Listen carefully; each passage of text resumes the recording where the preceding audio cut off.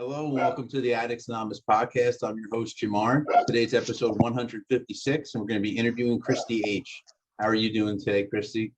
I'm good. How are you? I'm doing well. Here, your dogs are joining us as well for the interview. I know they are. I'm so sorry. No, that's okay. So let's dive in and get started. I want to hear about your childhood. Tell me about growing up. Growing up was a typical childhood. Dance classes, all the things. Bo, come here.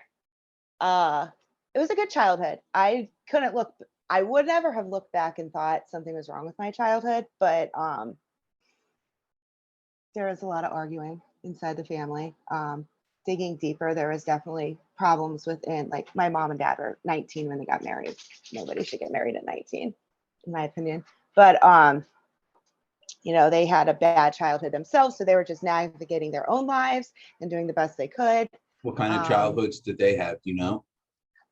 Well, my mom's dad was molested them as children, which is all been brought up in the past couple of years.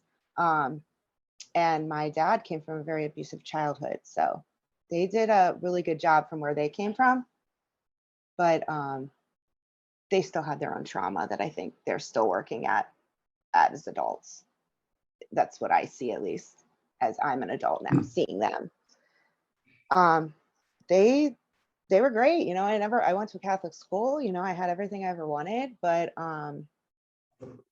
there was a disconnect with my dad when we turned a certain age because he couldn't buy the Barbies and the Cabbage Patch dolls to make us happy anymore. So that was hard, and now we're here. Yeah, I mean, looking back, I would love to say my childhood was wonderful, but the more aware I become in my own life, the more I realize that it was clouded by everything else. Like there was definitely something going on underneath, not like abusive wise, but I know that my parents, there were things going on. And do you remember what they used to argue about? There was a lot of arguing about sex. Okay. There was a lot of arguing about money. There was a lot of control in the marriage. And who was controlling who? My dad was controlling, very controlling. We just had an argument the other day because I spoke to him about something and I brought up stuff and he's like, well, your childhood was great. Well, in your eyes, he's also going through like a dementia right now. So he's not like remembering everything. And I've grown so much in the past year that I am just like bringing awareness. Christmas, holidays, every holiday there's a fight. Every birthday, every special occasion, fight. So that was hard. And so I hate holidays. I despise them. You have bad memories from all of them. Yeah, and they shouldn't. And I always thought it was because I bartended for 18 years. So I always thought it was like I was working through the holidays as an adult. So I never really thought it was because I was working and I'm seeing everybody happy, but it was deeper than that. It was way deeper. It was more like I was definitely like suppressing memories of holidays, but I can't say that everybody had his perfect holidays, but they're definitely not Hallmark movies. I mean, it was great. Christmas tree was up and, lots of presents, overwhelming amount of presents as when we were children. But you can't buy happiness. You can't buy love. And that's something that you have to express. And I think him coming from an abusive family that they didn't express love. And then like my mom overcompensates the same way with that kind of stuff because it was a different kind of love. Like she just found out that all this stuff happened to her. Like my grandma's going through, has dementia and she's like has these moments where she just shares all this information. And we knew it happened because it happened to my cousin. Like she brought it out. This is like 20 some years ago. And my grandpa ended up going to jail, but I don't think my mom ever thought it happened to her. And now with me becoming very aware of things, she's questioning her childhood and her things. And my grandma's like bringing stuff up and it's shedding a lot of light on my childhood and how things were and the fights that were going on, because they both had horribly traumatic childhoods. Like my mom, like they moved every other year because I think my grandpa was trying to escape whatever was going on in the neighborhoods. And it's heartbreaking to, so she held on to us being children as long as possible because I was think she was afraid to let us go. And that doesn't help either. Like that doesn't help somebody growing up. But I mean, it's nice that I can bring awareness to my mom now, and she can like maybe get resolve some of the issues that she has. I'm hoping at least. Yeah, that's my childhood. I have one sister. She's 2 years younger than me. She's horrible. She's a miserable person. She teaches. She's got a beautiful family, and she's just one of the most miserable people I think I know. She doesn't speak to my dad because about 6 years ago, he got catfished and drained bank accounts, and Oh they got a no. divorce. It was awful. And it wasn't like, I remember him telling me, people get divorced. Like I'm 10. I mean, I was like 30 some years old at the time. I'm like, yeah, but people don't drain bank accounts and like fall in love with somebody that doesn't exist. And like he to this day, like it's not like clicking that it wasn't like actually happening. So a lot of stuff got brought up during that, and my sister just decided that she didn't want anything to do with him. He's bipolar, and I suffer from a lot of that with him, Your like from dad? me. My dad's bipolar. Um, I've been diagnosed bipolar. I don't technically think I'm bipolar. I definitely suffer from depression and anxiety, but he gets the manic highs and the manic lows. So on a manic high, he went over to my sister's house, got into it with my brother-in-law. You know, the kids are little, and he shoved him. And my brother-in-law's like, "That's it. You're not seeing anybody right now." And it's been almost 6 years, and it's sad because I know that he just hasn't grown. He's still that 19-year-old person. And it's really sad to me to look at that. But, and my sister has no clue what he's like now. Like, he can hardly walk up and down the stairs. You know, he sits in shame. It's really sad. And it's like an emotional game with me because it's like, I want to be mad at him because when he gets manic, he gets horrible. And I moved back in after the divorce to help my mom out. I just like stayed, but it hasn't been easy. I was off for lockdown when we got locked down from the restaurant. What was it, like 10 weeks or something? And he just stopped taking his pills. So Oh boy. that was awful. So in some sort of all that mess is when I started to just decide that I didn't want to drink anymore. Like I wanted to just like stop during lockdown, which was like probably the worst time for everybody. And that's when I decided to like make a change in my life. I stopped taking my Adderall. I mean, I noticed I wasn't as anxious anymore. And then since I wasn't taking the Adderall, I didn't really want to drink anymore. And it kind of went hand in hand. Should I just Going keep back going back a go little ahead? bit to your childhood, growing up with parents like that, do you think it affected you? Like as far as Oh yeah. even I was to say even socially, like the way you acted around other people. I mean, no, in the moment of my looking back, yeah, there was a lot, but it didn't affect me as a person. Like I was a social person. I had tons of friends.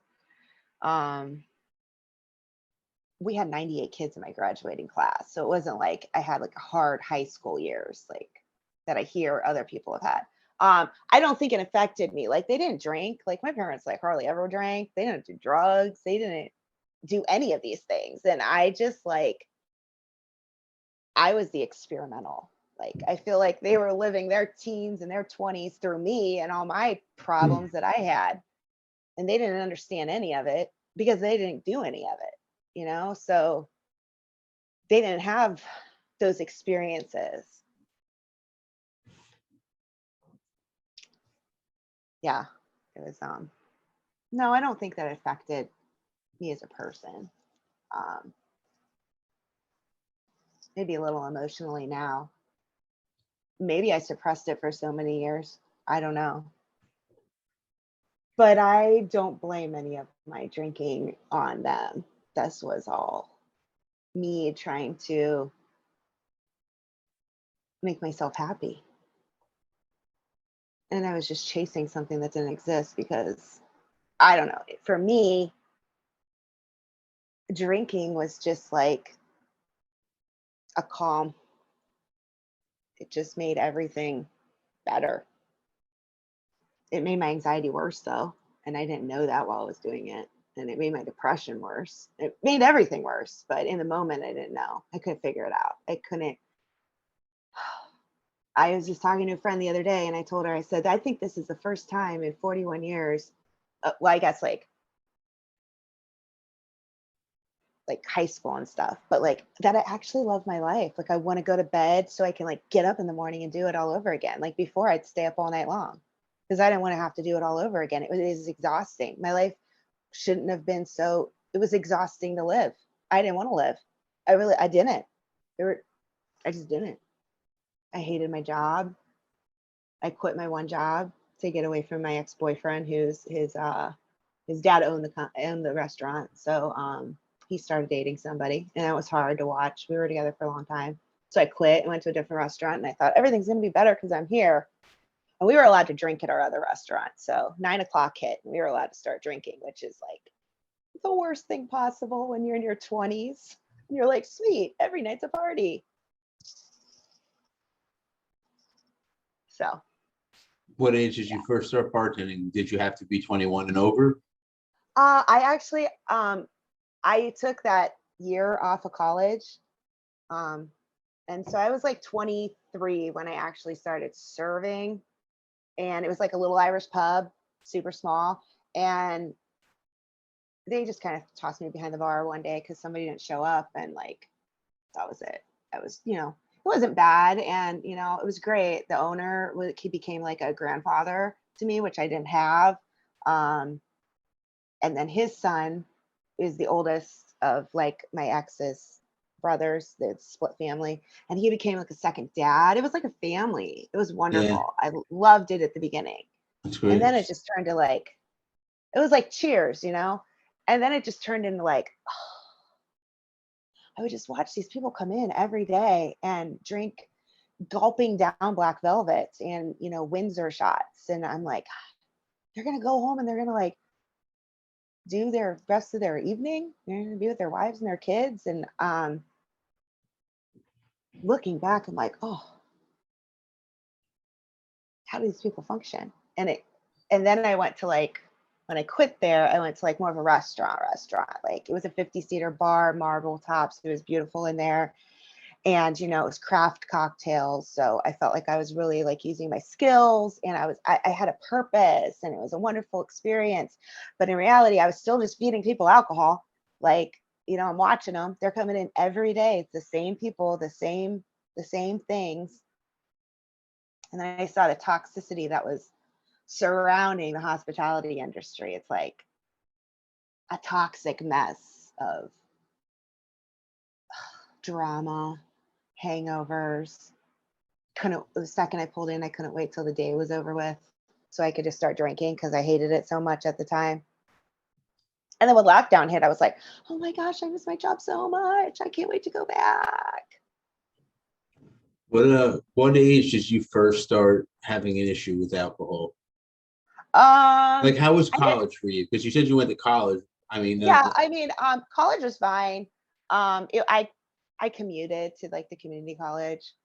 I didn't really think I had a problem with alcohol in my 20s. I thought I was just, doing my 20s, but I did. Like, every night was a party, every single night. It got really bad when I started working over there because I felt like people were just buying me shots and I was driving home. Like, I don't even know how I'm alive, to be honest with you.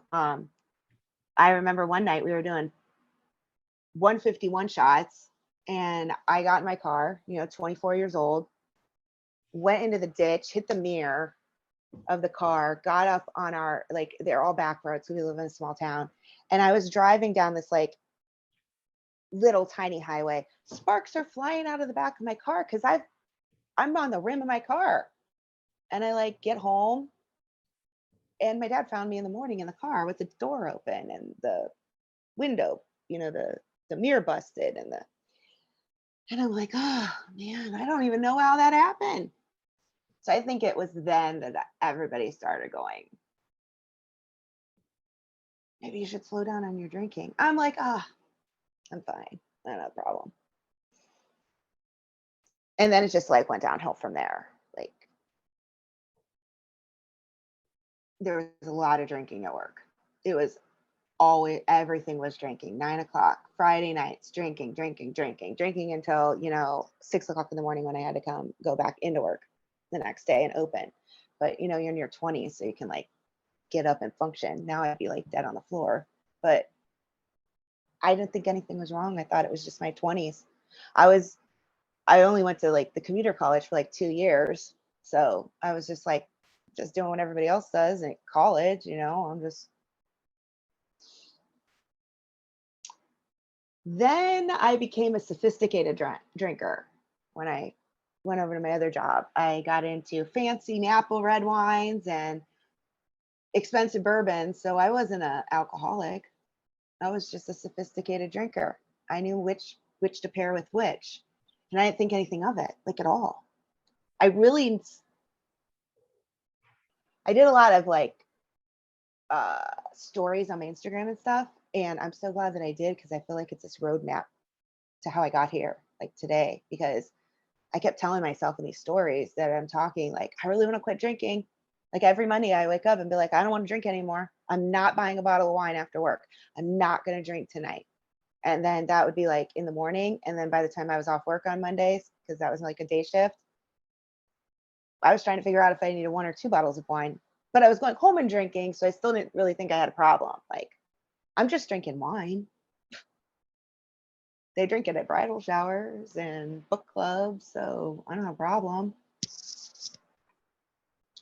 And I really had a problem. Like I did.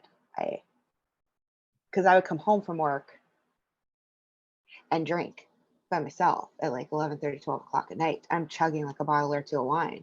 I'm all hyped up on my Adderall because I wasn't taking it how I was prescribed. I was just taking it so I could be like on working that service well on a Friday night, and everybody'd be like, "Oh my God, you're so great. How are you doing that?" I'm like, "I'm fucking high on."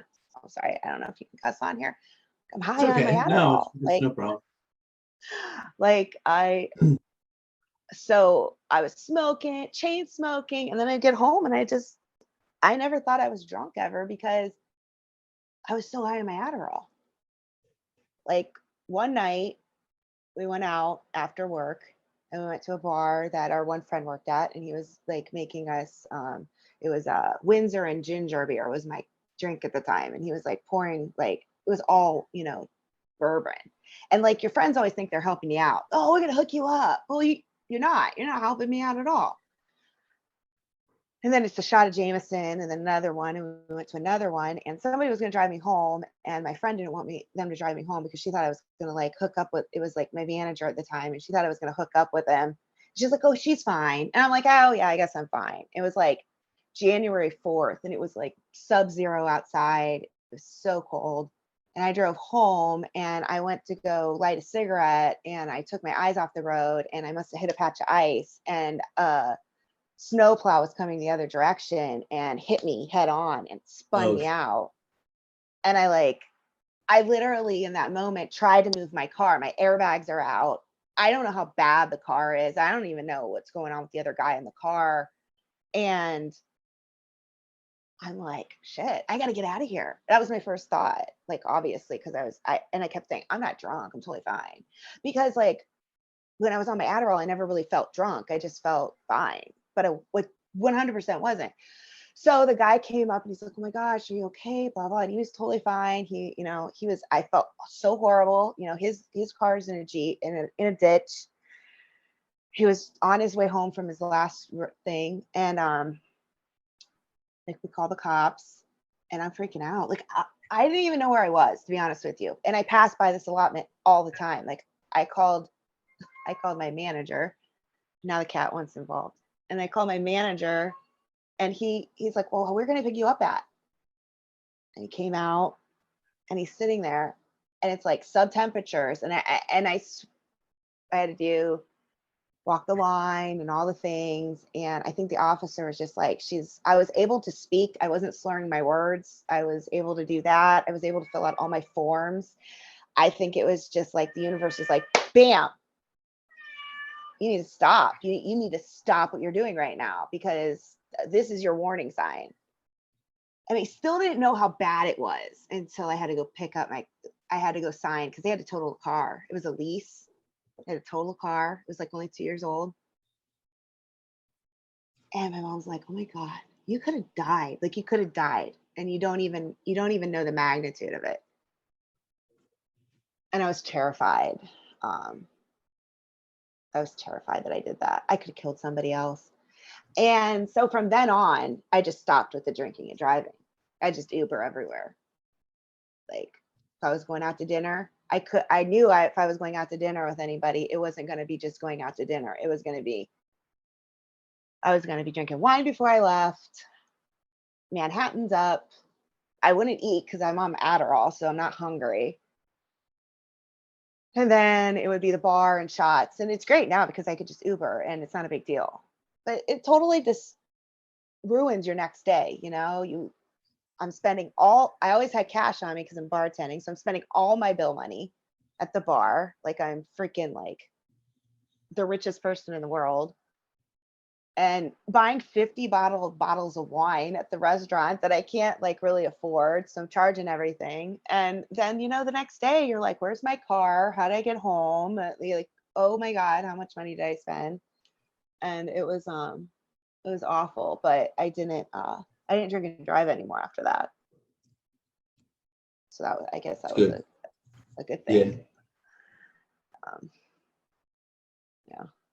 So what do you do for a living? Now, so I went back to bartending after lockdown, and it was horrific and it was terrible and hated it. And then I was gonna get my real estate license, and I'm like, I'm gonna do real estate. It's gonna be so great. So I quit my job bartending in March of 2021. And I studied for the test, and I was really grateful that I was able to like put all the money that we were getting during lockdown away, from unemployment and stuff. So that was enough to like, live on for a while. And I wanted to study for the real estate test, and I failed the real estate test, and I was so depressed. And I was depressed because I didn't really want to do it. I just don't want to bartend anymore. So I just kind of like gave up for a while, started drinking a lot again.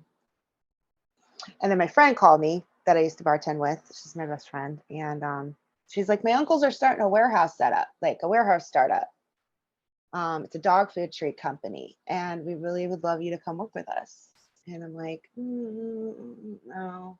She's like, listen, it's just me and you and my husband and my uncles, and like, and it was good money, and it was no nights and no weekends and no holidays. And I'm very blessed that I got that opportunity, because it's turned into a really nice job, and there's no stress. I don't take it home with me. I'm going to complain about that the dog treats didn't fill the bag properly. Is it what I want to do? No. I have lots of other things that I want to like figure out to do right now. And within my sobriety, I just learned like a lot of things. Like, I taught myself how to cook, and I'm creating my own skincare line. And I have a vendor event for that line in October, and I'm going to open the online store in probably February. And her uncles were like, we're going to help you. You can use our labels. You can use our shipping stuff. We're going to help you do whatever you can to get this off the ground. And I'm like, oh my God, like, everything's kind of falling into place. And I've dabbled with the fact that I want to kind of like look into maybe doing like a recovery coaching. I started sharing my sobriety journey a while ago just for myself. And somebody reached out to me on Instagram before I started doing like the Sober City movement. And she's like, I've been following your story for a while now, and today I decided I'm not going to drink anymore. And she's like 127 days sober, and we've become really good friends. And she's just so happy. And yesterday she was at a sober wedding for the first time ever. And she texted me and she's like, I'm just so happy to be on this journey with you. My life is just so much better and it's opening up. And so I don't know. I get asked all the time, why do you want to share all your dirty laundry on Facebook and Instagram? And I'm like, because some people might not think they have a drinking problem, but they really do. And it's not until they see somebody that they know or like kind of know, or even not even know, that's just sharing their story. And they're like, oh my gosh, maybe I have a drinking problem. Maybe I have a problem with something. I've lost a lot of friends because I feel like I'm this mirror to them. Like, When you say lost, they died? no, they just stopped Oh, talking to me okay. because I think they feel uncomfortable around me now that I'm not drinking. It's like all my restaurant friends, Okay. the ones for the past 8 years. Yeah, they all went tubing one day, like the whole company. And I saw it on Instagram and I just started bawling. I'm like, okay, I don't get invited anywhere because I don't drink. Well, whatever. I don't even know if that's it. I definitely, it was a lonely time. It's been a lonely time. That's when I started like looking up like sober people to follow on Instagram and stuff. And I came across the Sober City movement. Excuse me. Because I have an AA meeting that happens every week across the street from my house, and I haven't gotten myself to like walk in there, and I really want to. It was just like a social anxiety thing that I didn't want to do. But I reached out to the Sober City movement. She started in Seattle, and I asked if I could do a chapter in Canton, Ohio. And she's like, yeah, absolutely. We'd love to do it. And it's just kind of like, it's been really interesting. I have like a lot of people that message me and ask me, how did you do this? Thank you for sharing your journey. Because a lot of people can't believe that I started my Sober Curious journey over lockdown. Like when people were like drinking more than ever. I mean, a coworker of mine was going through handles of Tito's. And then when we came back into work, he's coming in drunk and he's not thinking there's anything wrong with it because, I started cleaning, doing like this deep cleaning. And I started finding all these boxes of empty wine bottles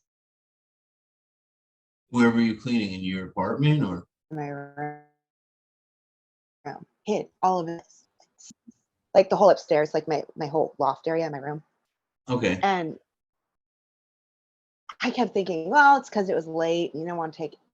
And I started thinking I must have been hiding those bottles the night before, so I didn't see them in the morning, like how much I would drink, like as a reminder.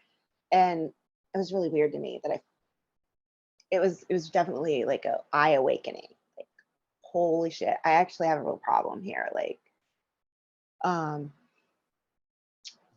so I would only take my Adderall when I would go into work, and I wouldn't take it on the days that I wasn't working. And I wasn't working a lot when we went back after lockdown. Like my anxiety was so high. It was just too hard for me to do it. And I wasn't drinking all week then. If I wasn't working, I wasn't drinking. And then I kind of put it together. Like the only nights you're coming home and like binge drinking wine are these nights that you're working, like the days that you're working. Something's toxic there. Like you have to put this all together. And because I had stepped out of like drinking constantly and being involved in that, I realized this is my toxic in my life right now. It's my job. And maybe if I step out of it, I won't drink as much, which it didn't. It was amazing. But when I would drink like I thought I could drink how I always drank. And I would get so sick because I stopped smoking cigarettes. I did the whole, I'm cutting everything out cold turkey. But I'd be like, I can socially drink. And I'd be sick for days. And I'd be like, I'm not doing this anymore. And December 28th, 2021, I was like watching somebody that I love dearly. It was my ex. He came back into my life. We're really good friends, and he drinks so much. and he knows he has a problem, and he shakes, and he trembles at night, and it breaks my heart. But as we all know, I can't tell him to stop. We're the only people that can make ourselves stop. Like, and truly, I think interventions are an amazing thing, but I also think that you're pushing those people. The second they walk out the door, they're going to like drink this whole conversation off. And it probably works for a lot of people. And I've watched him go through it. So I watched him that night, and he almost died like 3 times in front of me from tripping and almost hitting his head on the table or anything. And I'm like, you know what? I don't want to do this. I don't want to do this anymore. I don't want to watch it. I don't want to be a part of it. So I joined the dry January train, and that turned into February. January was kind of easy because I ended up getting COVID again, and then I got sick again. I fell down the stairs and broke my tailbone. So like January, I was in the chair a lot. So the dry January was easy. February was easy. And it was weird because it was snowing so much and it was just dreary and awful and I hated it. But I didn't get in like a really depressed mood like I would have usually have gotten into in the winter. And then March, I went out to lunch with my friend. That's when she was offering me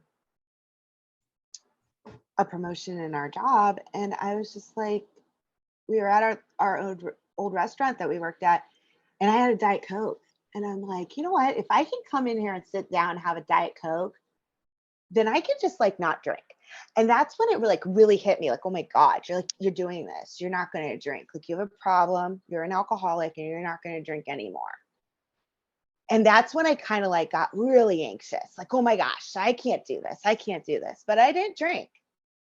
And when I would go see my ex, I would go see him like once a month, and he'd be like trying to make me a drink. And I'm like, I'm not drinking.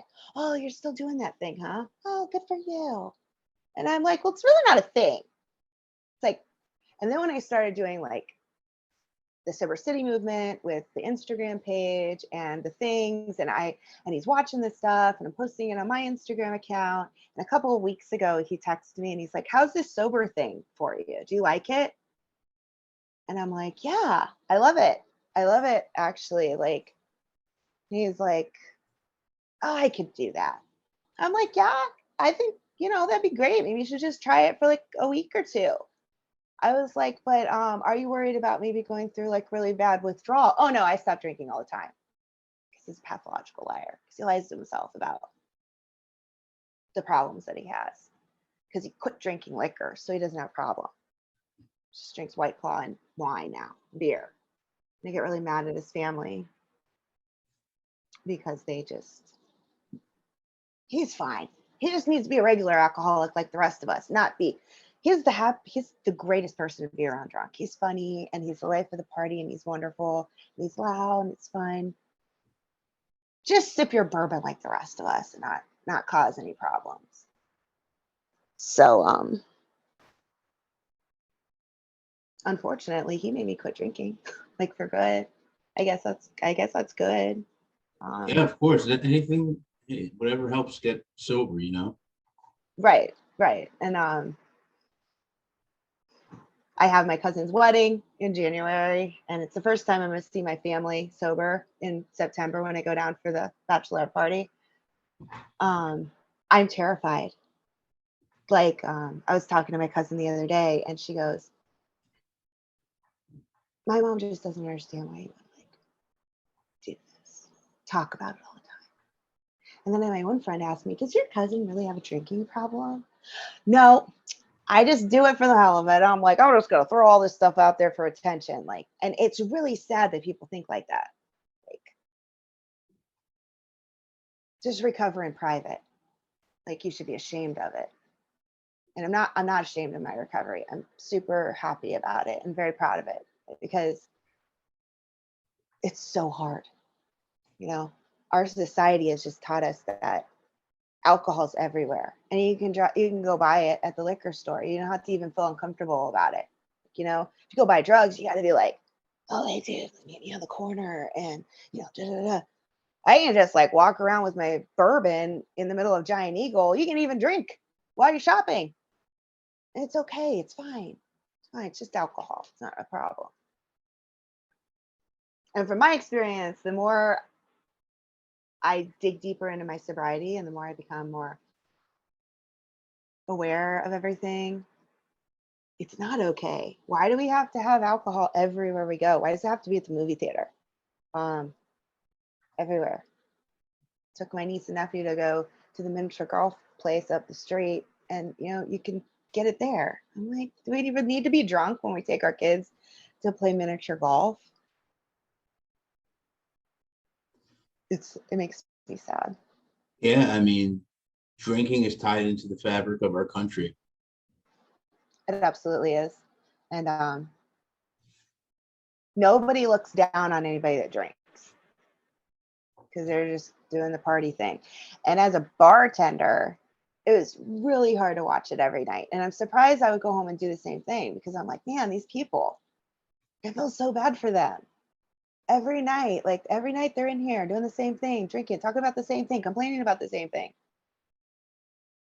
And it wasn't until I stepped out of it that I was like, oh, such a disgusting. It's such a sad reality that people live in. They're missing everything. I think the greatest, there's so many great things about being sober, but I think the best part is just being present in my life. Like, we went out for my niece's birthday last night to go to like an alpaca farm, and it was amazing. Like, I remember all of it. And usually every birthday I was so socially, had so much anxiety to have to see like all these people that were, I did not care for on that side of the family, like her in-laws and stuff.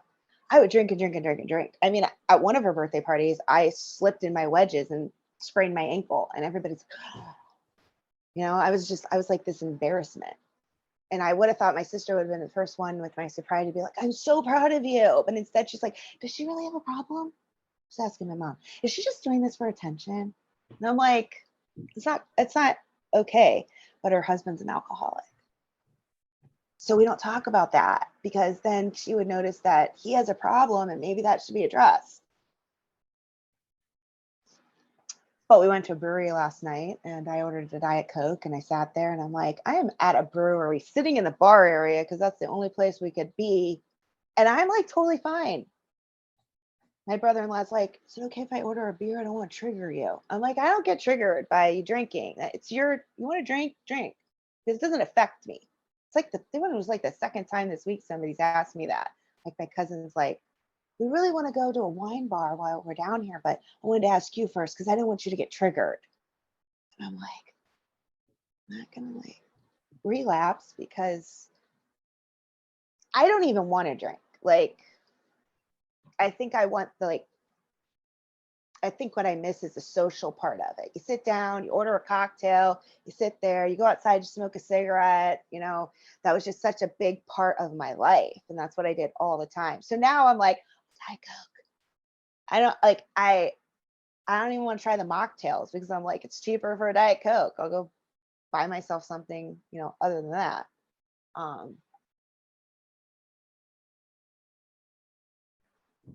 One day I hope that we normalize the sobriety and we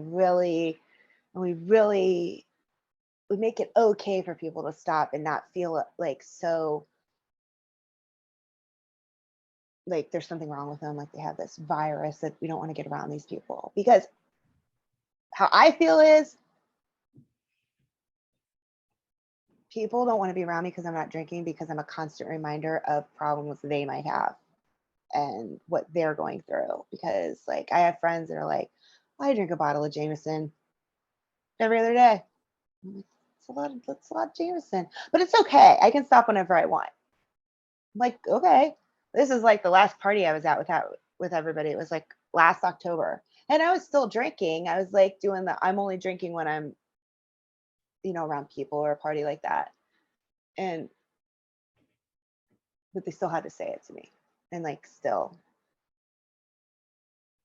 talk to me like they're walking on glass, like I'm on a break or something. Yeah. I'm like, I'm fine. I've become maybe a little weird, and I don't really like going out much, and I don't know. It's not like I can't be around it. I just choose not to. I feel like bars are very drama filled. Yeah, and I mean, you go to one that's crowded, it's kind of annoying. Yeah. It is. Yeah, there was a lot you tolerated when you were drunk. Absolutely. A lot you I tolerated. Yeah, I don't want to go pay to go to a concert and then have this drunk person bump into me, and like when I'm drunk, when I was drunk, I'd be like, whatever, dude. Yeah. Now it's like, no, go away. Be in a bubble. You should have Yeah. like sober part of the concert and the drunk part of the concert. So it's a good idea. Yeah. So I don't know. My sleep's better. I sleep now. I never slept. I'd be up all night long. Like, and it was because of the Adderall and the wine and the everything. But now you like go to bed. Like everybody makes fun of me. They're like, "Well, Christian, you're going to bed now. It's 8:30. You go upstairs. I'm up at 6. I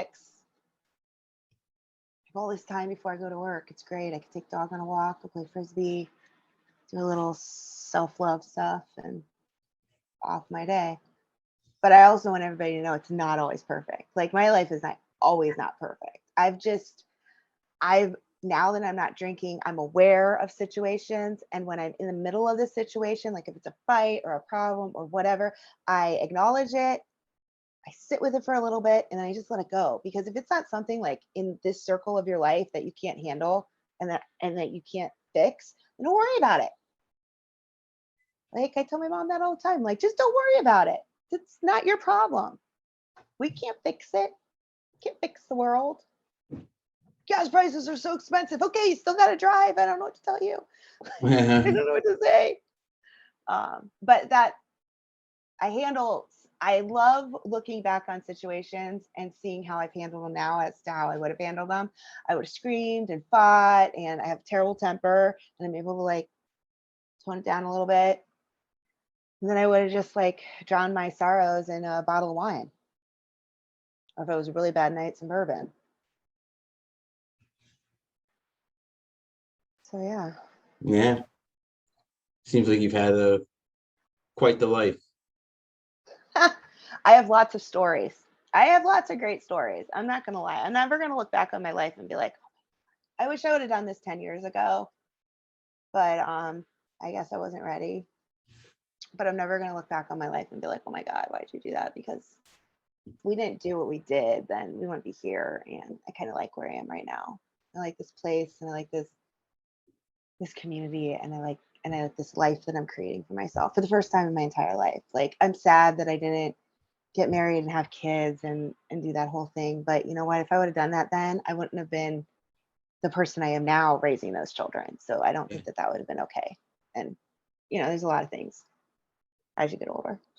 I'm still navigating that at my age, but so yeah, I encourage everybody to at least try it. I have a friend that just called me last night, and she's a friend that I bartended with when I worked at the other place. She's like 50 something, and she's like, I'm not gonna drink anymore.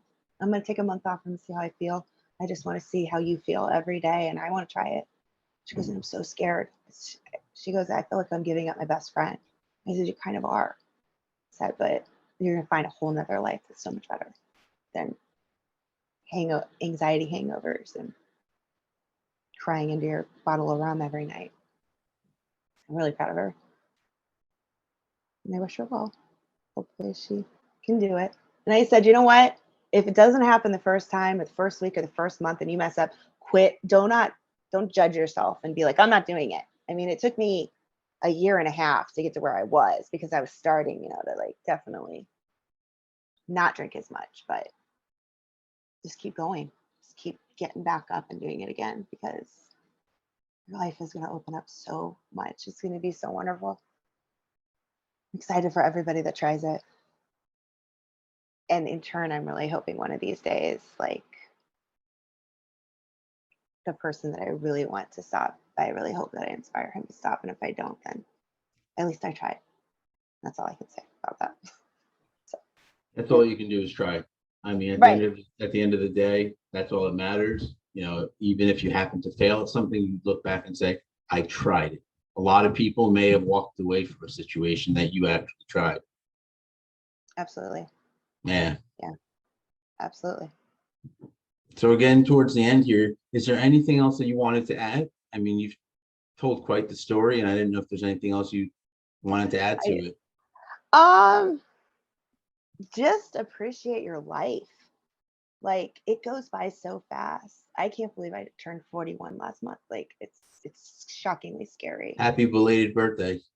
Thank you so much. Yeah, enjoy every moment of your life, because once you become present, it starts going by so fast, and you don't want to miss any of those wonderful moments. You can follow me at Sober in Canton on Instagram if you'd like to as well. Say that one more time. What is it? So Sober in Canton. Sober in Canton. Mm-hmm. Yeah. Yep. And follow my journey. It's raw sometimes on there, but it needs to be told. So, yeah. Appreciate that. Hopefully we'll get some people to follow you. Thank you so much. All right, sit tight for me. For everybody watching and listening, if you like what you heard and saw, go below and give us a like. Also subscribe to see when we upload new videos. You can also check us out at www.addicts-anonymous.com. There we've got a ton of stuff as far as resources and plenty of literature. That's all free. Well, you can also check us out on a lot of social media: Twitter, Reddit, Instagram, Tumblr, Facebook, and TikTok. So that's all we have for today. Again, I hope you like what you saw and heard. And until next time.